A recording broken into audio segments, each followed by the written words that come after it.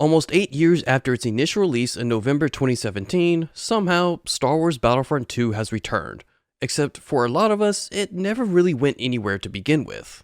For it is probably because of a multitude of factors and not just one, the hit shooter from EA and DICE has seen a resurgence of players over these last couple of weeks, and while it's not uncommon for Battlefront 2 to reach over 4,000 players on Steam alone in the month of May, also known as Star Wars Month, this is very different. Prior to the sudden spike of players, the peak player count on Steam was over 10,000 players back in December 2020. That may not seem like much, but the Steam version of the game didn't launch until June of that same year.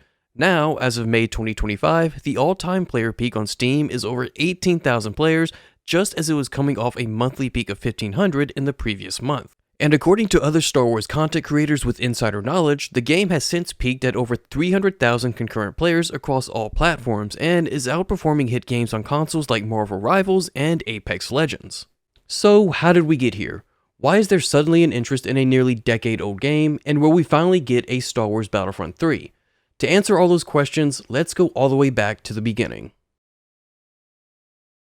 To start, June 9th, 2014 at the Electronic Entertainment Expo, better known as E3.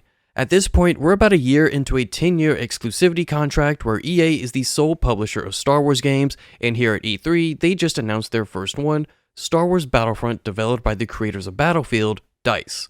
The original Battlefront from the mid-2000s was already Battlefield with a Star Wars skin on it, so who better than to take on the franchise than the Battlefield developers themselves? It seemed like a perfect match.